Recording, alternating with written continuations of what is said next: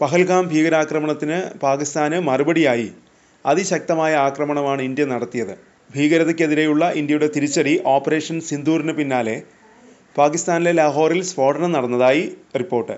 പാകിസ്ഥാൻ്റെ ഈ കിഴക്കൻ നഗരത്തിൽ വ്യാഴാഴ്ചയാണ് സ്ഫോടനം ഉണ്ടായത്. ജിയോ TV ആണ് സ്ഫോടനം നടന്നതായി റിപ്പോർട്ട് ചെയ്തത്. ദൃക്സാക്ഷിയെ ഉദ്ധരിച്ച് റോയിറ്റേഴ്സും സ്ഫോടനം നടന്നതായി റിപ്പോർട്ട് ചെയ്തു. കഴിഞ്ഞ ദിവസം പാകിസ്ഥാൻ്റെ ഭീകര കേന്ദ്രങ്ങൾ ലക്ഷ്യമിട്ട് നിരവധി ആക്രമണങ്ങളാണ് ഇന്ത്യ നടത്തിയത്.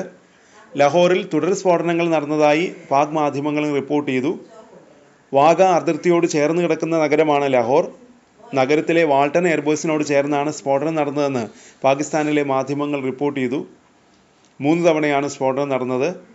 വ്യാഴാഴ്ച പുലർച്ചെ ലാഹോറിലെ വാൾട്ടൺ റോഡിൽ സ്ഫോടന പരമ്പരകൾ നടന്നതായി പോലീസ് ഉദ്യോഗസ്ഥരെ ഉദ്ധരിച്ച് പാകിസ്ഥാൻ മാധ്യമമായ സമ TV റിപ്പോർട്ട് ചെയ്തു. വാൾട്ടൺ റോഡിലെ ഗോപാൽ നഗർ, നസീർബാദ് പ്രദേശങ്ങളിലാണ് സ്ഫോടനമുണ്ടായത്. ഈ പ്രദേശങ്ങൾ വാൾട്ടൺ എയർപോർട്ടിന് സമീപത്താണെന്ന് സമ TV റിപ്പോർട്ട് ചെയ്തു. സ്ഫോടനത്തിൻ്റെ വീഡിയോ സോഷ്യൽ മീഡിയയിൽ പ്രചരിക്കുന്നുണ്ട്. സ്ഫോടനത്തെ തുടർന്ന് ആളുകൾ പരിഭ്രാന്തരായി പരക്കം പായുന്നത് ദൃശ്യങ്ങളിൽ കാണാം. പുക ഉയരുന്നതും ദൃശ്യങ്ങളിലുണ്ട്. വാട്സൺ എയർപോർട്ടിന് സമീപം ഇന്ത്യൻ ഡ്രോൺ വെടിവെച്ചിട്ടതായി അതിനിടെ പാക് അധികൃതർ അവകാശപ്പെട്ടു. പോലീസ് സംഭവത്തെക്കുറിച്ച് അന്വേഷിക്കുന്നുണ്ടെന്ന് സമ TVയുടെ റിപ്പോർട്ടിൽ പറയുന്നു. സമ TV റിപ്പോർട്ട് ചെയ്യുന്നതിനനുസരിച്ച് ലാഹോറിലെ അസ്കാരി 5-ന് സമീപം 2 വലിയ സ്ഫോടനങ്ങൾ കേട്ടു. തുടർന്ന് ലാഹോറിലെയും സിയാൽകോട്ടിലെയും നിരവധി പ്രധാന വ്യോമപാതകൾ താൽക്കാലികമായി അടച്ചതായി വിമാനത്താവള അധികൃതർ പാകിസ്ഥാൻ വാർത്താ ഏജൻസിയോട് പറഞ്ഞു. വ്യാഴാഴ്ച ഉച്ചയ്ക്ക് 12 മണി വരെയാണ് വിമാനത്താവളം അടച്ചത്. വ്യോമാതിർത്തി അടച്ചതിൻ്റെ ഫലമായി പാകിസ്ഥാൻ ഇൻ്റർനാഷണൽ എയർലൈൻസ് നിരവധി സർവീസുകൾ റദ്ദാക്കി, സമ TV റിപ്പോർട്ട് ചെയ്തു. സ്ഫോടനത്തിൻ്റെ മറ്റ് വിശദാംശങ്ങൾ ലഭ്യമല്ല. പാകിസ്ഥാനിലെ പഞ്ചാബ് പ്രവിശ്യയുടെ തലസ്ഥാനമാണ് ലാഹോർ. കഴിഞ്ഞ ദിവസം ഇന്ത്യ ഓപ്പറേഷൻ സിന്ദൂറിലൂടെ തകർത്ത 2 ഭീകര പരിശീലന കേന്ദ്രങ്ങൾ പഞ്ചാബ് പ്രവിശ്യയിലായിരുന്നു. അതിനിടെ ലാഹോറിൽ ഇന്ത്യക്കെതിരെ വൻ പടയൊരുക്കം നടക്കുന്നതായും അന്താരാഷ്ട്ര മാധ്യമങ്ങൾ റിപ്പോർട്ട് ചെയ്തു.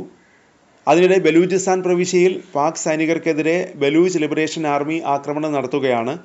14 പാക് സൈനികരാണ് BLAയുമായി നടന്ന ഏറ്റുമുട്ടലിൽ കൊല്ലപ്പെട്ടത്. ഇന്ത്യയുമായി കിഴക്കൻ അതിർത്തിയിൽ സംഘർഷം തുടരുന്നതിനിടെയാണ് ബലൂച്ച് ലിബറേഷൻ ആർമിയും ആക്രമണം നടത്തുന്നത്. രാജ്യത്തിലെ ആഭ്യന്തര സംഘർഷം പാക് സർക്കാരിന് വലിയ തലവേദനയാകുന്നു. ബലൂചിസ്ഥാൻ പ്രവിശ്യയിലെ സോളാനിലും കെച്ചിലും നടന്ന 2 വ്യത്യസ്ത ആക്രമണങ്ങളിലാണ് പാക് സൈനികർ കൊല്ലപ്പെട്ടത്. ബലൂച്ച് ലിബറേഷൻ ആർമിയുടെ സ്പെഷ്യൽ ടാക്ടിക്കൽ ഓപ്പറേഷൻ സ്ക്വാഡാണ് ബോലാനിൽ വെച്ച് സ്ഫോടനത്തിലൂടെ പാക് സൈനികരെ വധിച്ചത്. ഓപ്പറേഷൻ സിന്ദൂറിന് പിന്നാലെ ഇന്ത്യയുടെ കര, വ്യോമ, നാവികസേനകൾ പ്രതിരോധം ശക്തമാക്കി. നാവികസേന അറബിക്കടലിൽ യുദ്ധക്കപ്പലുകൾ വിന്യസിച്ചു. അതിർത്തിയിലെ കരസേനാ യൂണിറ്റുകളും ഏത് അടിയന്തര സാഹചര്യത്തെയും നേരിടാൻ തയ്യാറാണ്. വ്യോമസേന യുദ്ധവിമാനങ്ങളും അതിർത്തിയിൽ വ്യോമ പെട്രോളിംഗ് നടത്തുന്നുണ്ട്.